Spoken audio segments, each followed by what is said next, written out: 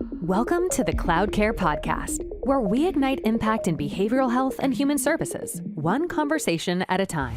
Join Bob Bates, CEO of Continuum Cloud, as he explores the evolving landscape of behavioral health, uncovering the latest trends, challenges, and innovations shaping the future of care. From expert insights to real-world success stories, every episode is designed to inspire action and drive meaningful change. Powered by Continuum Cloud, the only platform built for behavioral health, we're here to help you address the workforce crisis, improve clinical outcomes, and achieve financial sustainability. Ready to make an impact? Let's dive in. Hello, everybody. Welcome to CloudCare Podcast, the first of 2026. My name is Bob Bates. I'm the CEO of Continuum Cloud. Today's topic is very relevant in the industry and something not everybody understands, that most people don't understand, or they're struggling with it or want to learn more about it, and that is measurement-based care. Today, joining me are two distinguished guests. One is Dr. G. She's a noted psychologist and helping drive the future of measurement-based care and has written papers as well. She's going to help us unpack what that means to us and how do we effectively use those techniques. And also Ben Wilkins. Ben Wilkins was the co-founder of CaredFor, which is one of our products in Continuum Cloud, and an expert as well. So we're looking forward today to covering a few items. What is measurement-based care? Why does it matter to us? Who does it affect? And then what's the future of measurement-based care? I love this question, and because I think people have their own interpretation of what it is, but from a direct definition of it, it really is the opportunity to gauge your patient progress by using a valid psychometric tool. So if we think about psychological vital signs, right, we want to make sure that we're gauging the patient's progress based on a self-reported tool. And it's not just the actual collection of the data itself, let's say PHQ for depression, but it's how that data are actually used clinically. So measurement-based care is not just collecting data, it's actually collecting that data and then using it to discuss the patient's progress in a clinical manner. So it's part of psychotherapy, it's part of group therapy. And so the therapist can actually see the change scores, right, over time if they're being graphed digitally. And that's something to talk about. And so then we know if the patient is improving, as we would expect to see if we go to a medical doctor's office to make sure a medication is working. We might want to take a blood count on looking at hormones from month 1 and month 3. And if there is, a stabilization, then we know the medication's working, right? So it's a vital sign. Same thing, but we're just using a psychometric scale to do it. So data collection, doing it in a systematic way, so it's very standardized, and then talking about it with the client. So the client is in tune with it, and it's part of the therapeutic process, and that really wraps it up in a nice, succinct way. Unless you want to add anything, Ben. No, I think that was perfect. I think we often hear misunderstandings about measurement-based care to think that it's just the measurement, but then we ignore the last two words of that is the base care. You have to influence the care based on the measurements. And so, it's not just a matter of collecting outcomes, to your point, Dr. G. It is also being able to adjust the treatment plan and be able to use that data to determine if the patient is behind schedule, on ahead of schedule, and being able to adjust that treatment plan accordingly. Right. I totally agree with you, because it is about using the data in the present moment, not retroactively, right? You can't do something that was a problem 3 weeks ago. So you have to be using it currently. I was just reading that I usually use the term, a vital sign, a psychometric vital sign, but I just read that somebody sometimes uses the term GPS, and that it's used like a GPS in treatment to make sure you're on course, right? I love that. Yeah, it's a great analogy. Yeah. So that's another way. So when I hear that, how do you know that you're effective in that? So I'm assuming that's part of measurement-based care, the measurement part. Like, it's guiding you, but how do you know? Like, what's I've been effective at using it? Because if we're going to talk about, what are examples of how it's went well and how it hasn't, I would ask you, what are good outcomes that you're looking for when you use measurement-based care? Sounds like it's a guiding tool. Yeah, I think a few things, actually. how I've defined measurement-based care in the terms of scholarship from the book that we had written a few years ago is that the primary focus of measurement-based care is first is using it with the patient in front of you, one person at a time. It's really about their progress in treatment and making sure that they're getting the most out of treatment. The other aspect of it, though, the second function is aggregating all of your patients so you can actually start looking at outcomes of the treatment's effectiveness, right? So you can gauge how effective it is for one person, but when we talk about outcomes, I'm thinking more aggregated data set. Yeah. And so that's helpful. Yeah. And it can lead to that. So it's actually part of the solution and making sure that we are managing program fidelity well, right? So clinical fidelity, measurement-based care can actually be a part of that.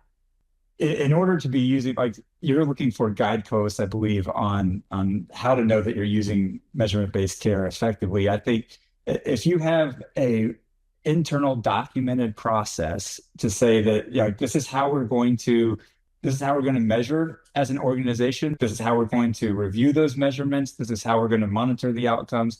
And your outcomes are improving because measurement-based care is shown to improve outcomes. And it does so by improving the therapeutic alliance between the patient and provider as well. So you should see all of those things improve. You should see the therapeutic alliance improve. You should see your outcomes improve. And then you should have a process for using that outcomes data to communicate with your payers as well, to be able to communicate with Joint Commission and CARF, and to be able to look at grants and funding and negotiating payer rates. Like, that's how you know that, like, we have fully implemented a measurement-based care system, is when you're using it to the fullest of extent of its possibilities. I agree with you 100% because it feeds into a gold standard, if you will, right? And and this is where the adoption question will come, but if we can get our treatment facility leaders and our clinicians to embrace it as a tool, and that's what it is, right? It's basically a tool to help you do your job well, which is to help heal somebody, right? Yes. So how do you know it's actually being implemented? It's everything that Ben just said. And want to make sure that it's part of the implementation process. So you can collect patient data, which is one aspect of implementation. The other aspect of implementation is making sure your treatment team are actually following the protocols of the psychotherapy that you're using at your facility, and are they compliant with the measurement-based care administration process?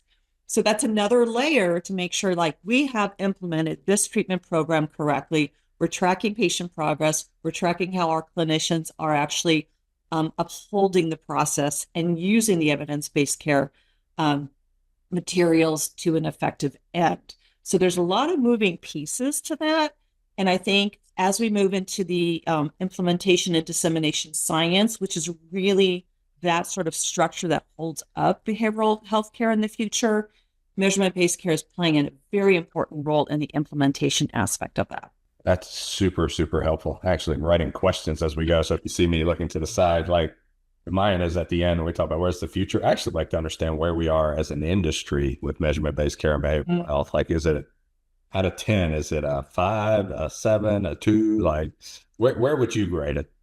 I would put it below a 5. I don't think it's been widely adopted, and the organizations that I've talked to that have adopted it, many of them are not adopting it well.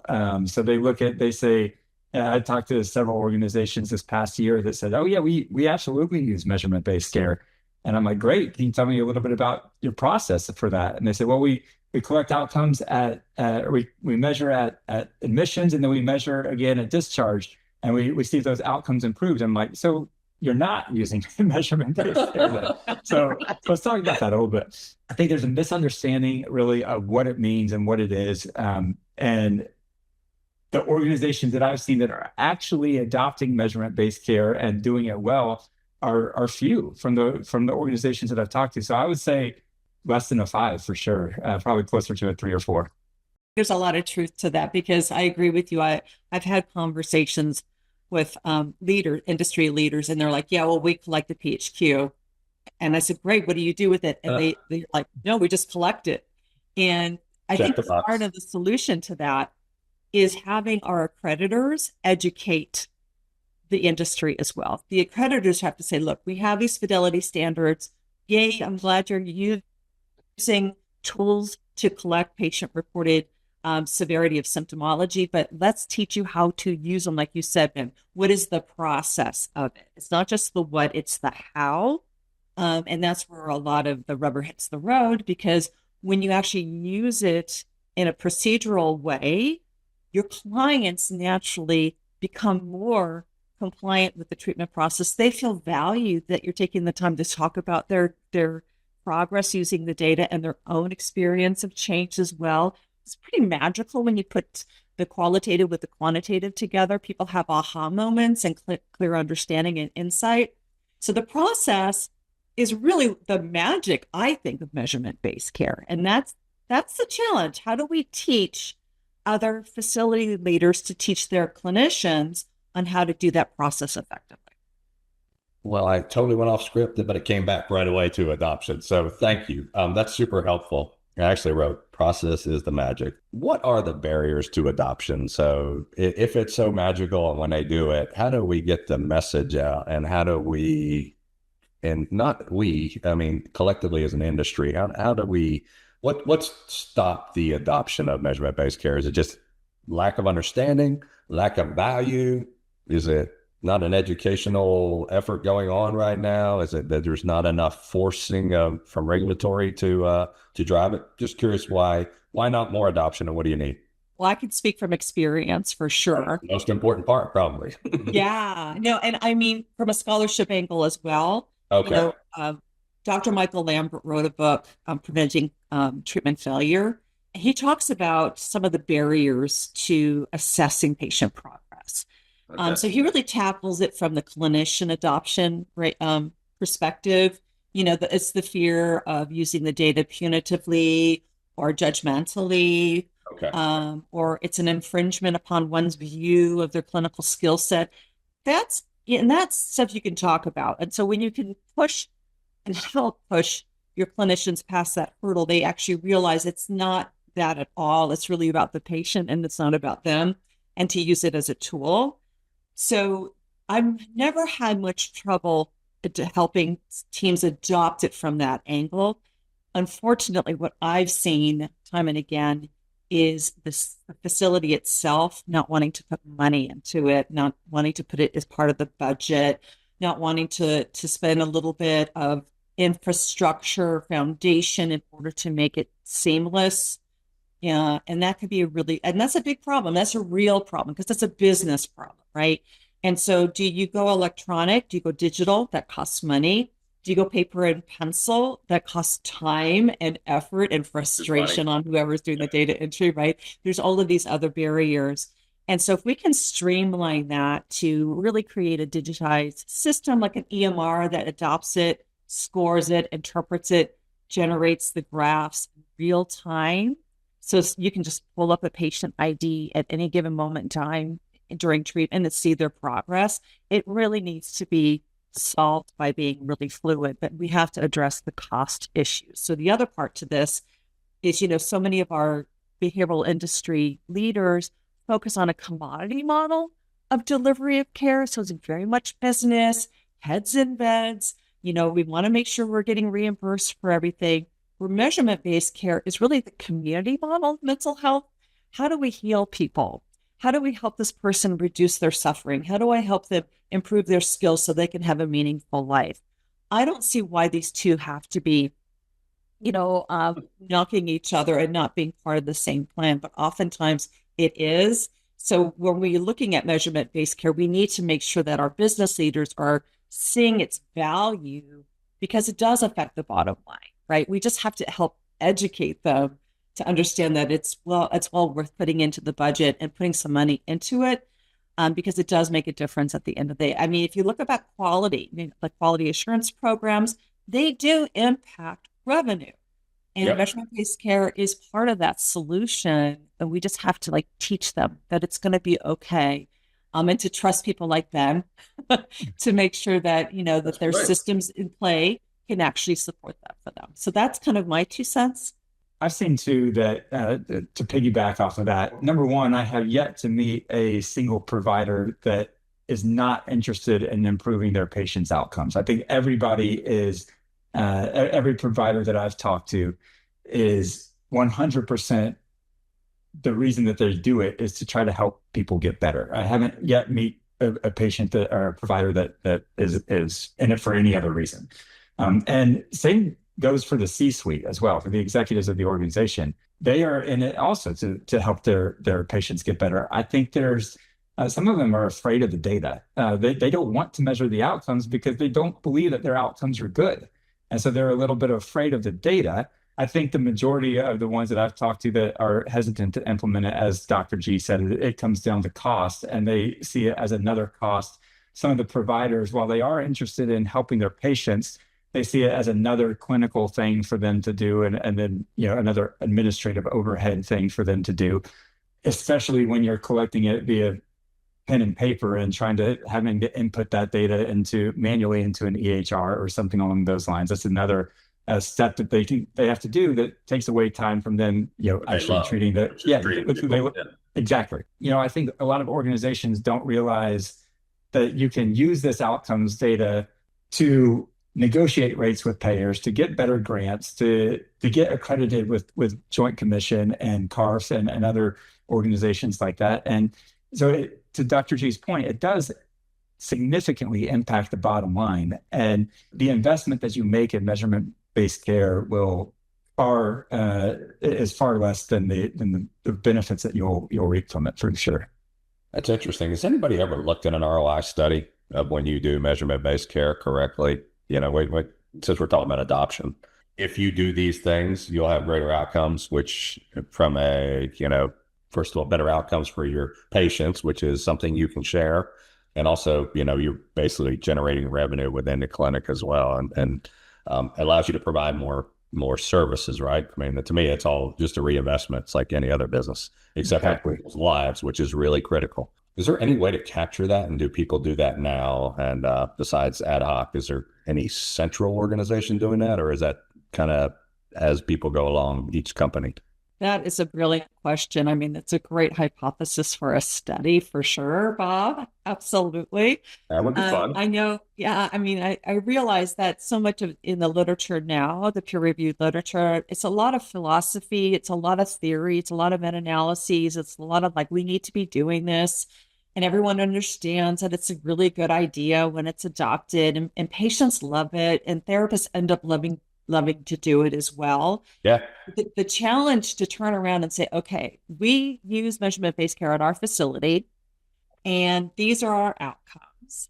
How do you analyze the extent that your measurement-based care process actually contributed to a certain percentage of the success rate? Right. Mm-hmm. See, that's a challenge, right? That's like any observational study when you're looking at what we do for a living, right? Because these are convenient samples. We can't have one group not get measurement-based care and another group do it. And that's how, Michael Lambert's studies actually started out. He had facilities where people were doing measurement-based care and doing their regular psychotherapy, and then people doing regular psychotherapy without measurement-based care.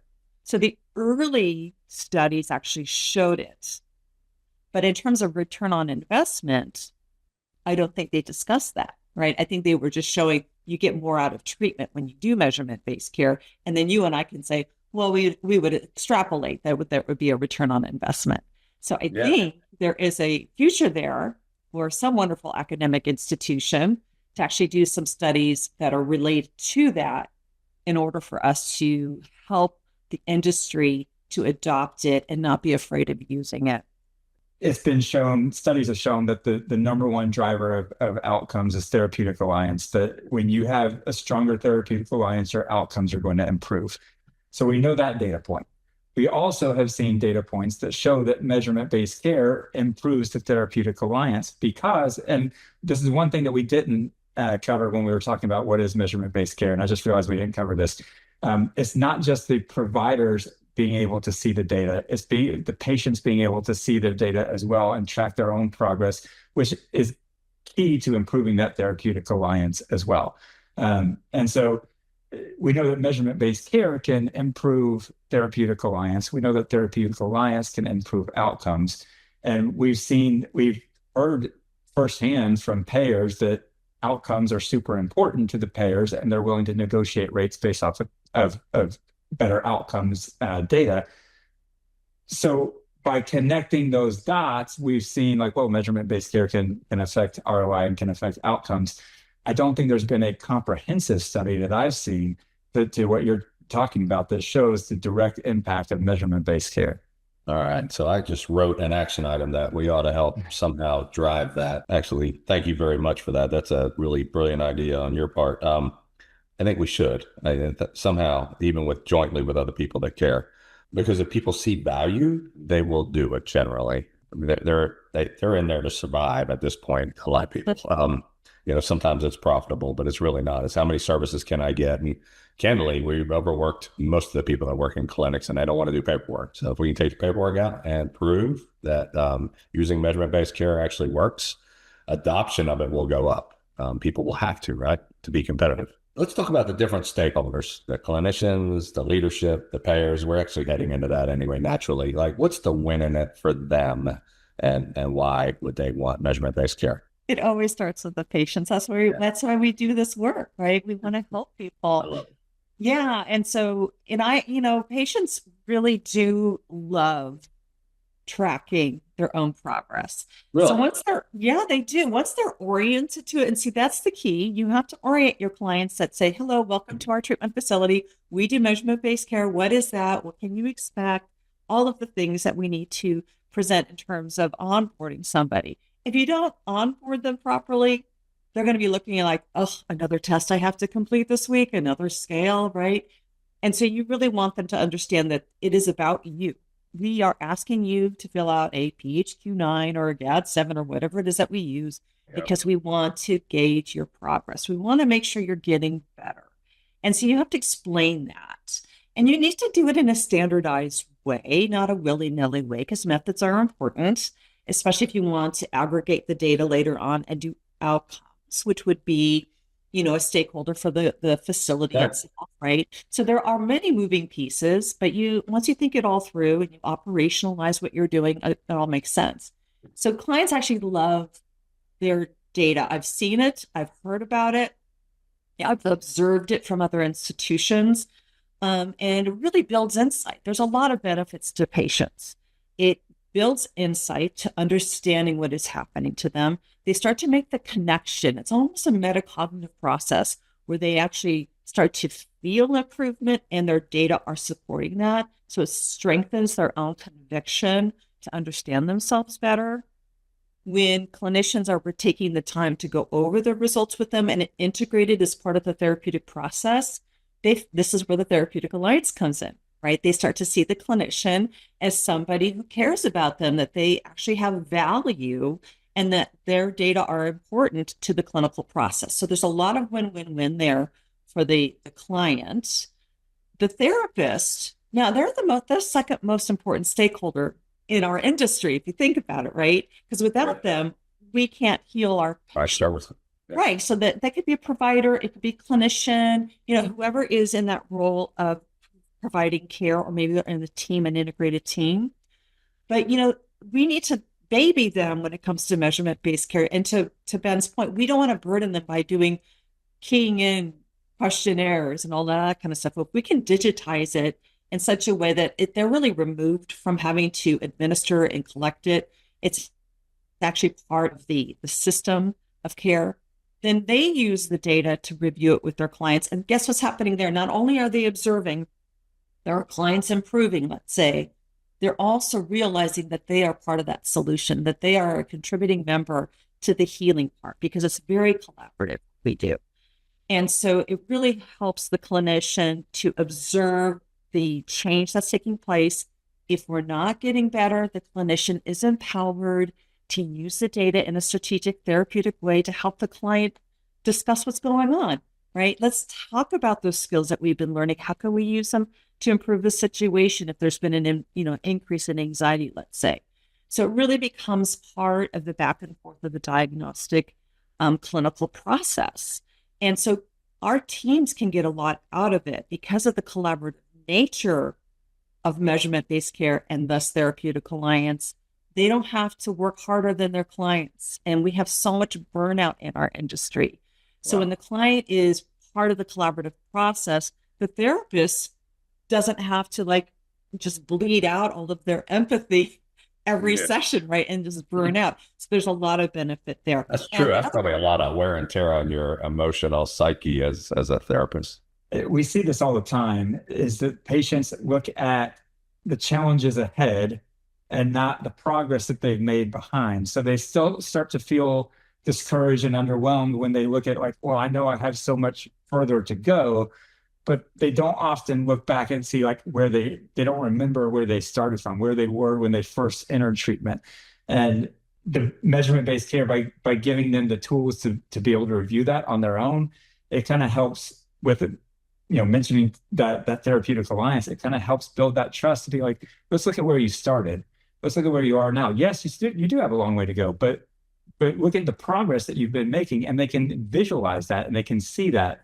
And it's a great way for them to stay motivated to continue their treatment. We can use measurement-based care as part of supervision for our clinicians, right?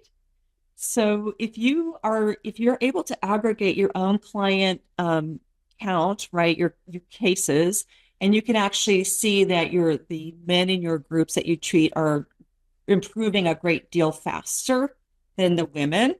It's a great supervision tool for people to say, okay, how is it that I'm reaching men, but I'm not reaching women at the same extent, right? And supervisors can use it as well. So we want to move away from the judgmental aspect of it to actually realize that the data itself can support our clinicians as they're growing in their own skill sets too. So we can use that information creatively. I love that psychology. I use the same thing in software. It's actually like, forget about the people. Let's talk about the process and what can be better, and use the data to help that.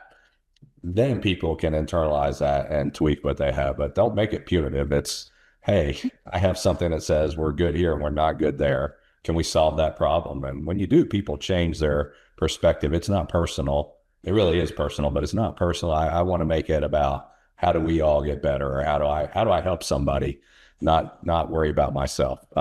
That's interesting. That's a good point, Bob, because I think a lot of times the pushback is that clinicians think they're pretty damn good at what they do. Yeah, that's right. They really do. And there is a God complex in psychotherapy, just like there is in surgery. And sometimes they don't want to be gauged that way. But you don't want to be. How dare you? But you just said something. We're here to help a person. We're here to help people heal. So why wouldn't I want to get better at what I do? Right? Why wouldn't I want to look at my own data?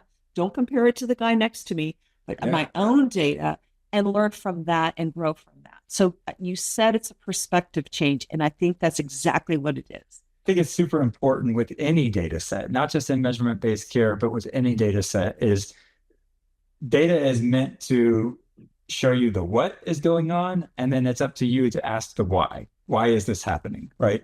And so looking at the why of any data set, if you have one provider, let's say as a clinical director, you have one provider whose outcomes are improving and showing better outcomes than another provider, that's great data. That's showing you what's going on. The question is why? Why is that the case? And I think that's the key question to ask with all of this is why are we seeing the data that we're seeing? It could be that the provider that's seeing the not seeing the improvements in outcome is getting harder cases than the provider that is getting seeing better outcomes. So I think that it's important to make sure that with any data set, not just in measurement-based care, but with any data set, that we're looking at the data and saying, okay, what's the reason for this? Why are we seeing this data the way that it's being displayed? Yeah, it's funny that I love the contrast between the two because I have an engineering analytical mind, but you're right. Dr. G is like going, hey, change the perspective. And that's how I had to get past people would get their feelings hurt and say, why am I not doing as well as somebody else? Like, how do I get better at helping somebody? And when you internalize that and you shift the focus and the culture to solving problems for other people, then it's not about, like, I just want to do my best to help people. It's not like I screwed up. It's how do I to make my game better so we can help some people out. I hate to oversimplify things, but sometimes I do. That's part of the putting up with Bob. I don't think so at all. We're people helping people. It's messy. Humans are messy. We are. Right? So if we have a quantifiable process, it helps to tighten that up a little bit. I love it.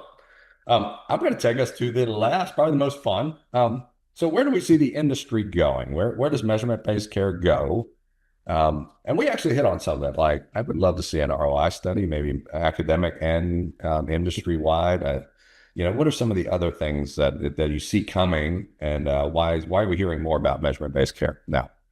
I think when you look at the future of measurement-based care, there's a couple different things that we would love to see. Number one is standardization kind of across all organizations, so that we're all seeing, we're comparing apples to apples, so that we're all seeing things and measuring things the same way. I think that's going to be crucial for the success of measurement-based care going forward.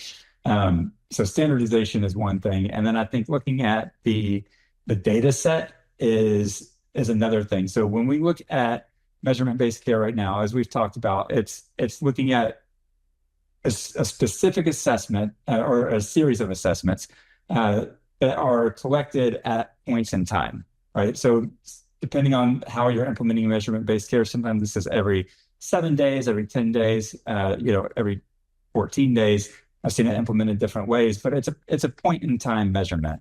And that gives us a great foundation to look at and see, okay, how the patient is improving, but it doesn't give us the full picture. And so I was thinking about this last night, actually, as I was preparing for this podcast and going over some notes. I thought about this, and I think it's really a good analogy for this is an X-ray versus an MRI, right? An X-ray will let you see some of the picture. It can tell you, if your bones are good, if there's a fracture or things like that, but it doesn't show you anything about soft tissue or really what could be causing pain in certain areas. And I think combining more data set with measurement-based care, looking at, sentiment scores, looking at, tracking your mood, your sleep patterns, your even dietary patterns, et cetera, exercise patterns, like being able to understand what's impacting those scores on the assessments is going to be a crucial part of that as well, so that we get the full patient picture and we can combine that X-ray with the MRI and see exactly what's going on with the patient at any given point. I think that's going to be crucial with measurement-based care going forward. I think the third thing that is the future there is not stopping measurement at the point of discharge, right? Is looking at this and saying, like, okay, they improved while they were in treatment. Are they continuing to improve? Is the treatment that we provided sustainable? Are we able to measure this post-discharge and see if they're, it's just like if a patient has cancer, you continue and you treat the cancer and the cancer is completely gone, you still continue to monitor that post-discharge because you want to be able to see if the cancer is coming back. And so, I think it's the same thing with psychotherapy as well, being able to look at this and monitor it post-discharge to make sure that the patient stays on the track that they're supposed to be on. Longitudinal analysis is actually critical because oftentimes our facilities will do pre and post assessment and then measurement-based care in between during a scheduled interval, right? But, if you take 30 days out of your life and go into treatment, chances are you're going to feel pretty good at the end of those 30 days because you don't have your life stresses with you. You're not at home, right? And so we're going to see really good improvement when we do a post-discharge assessment. And that's called the halo effect, right? So people are really feeling good because they just spent, 30 days in a beautiful ranch somewhere. What we want to do is demonstrate sustainability of the treatment. And that takes some skill set involved in doing the correct kind of methodology and data analysis around that, because we're looking at observational data. We're not looking at randomized control trials, right? So how do we study long-term effects in such a way that has statistical robustness, right? So there, and you had alluded, Ben, to metadata, right? How are we not just measuring PHQs and GADs, but is there an improvement in sleep? Because if there is an improvement in sleep that's due to the treatment, that's going to have an impact on depression and whatnot. And if we partner also with our payers, because they collect data, they know what the readmission rates are, right? They know what the history of treatment was prior to coming to our particular program. So there's lots of different aspects to where the data become big that we can actually start using it, where measurement-based care is that infrastructure that might just help us go to the next level for the future of our industry, right?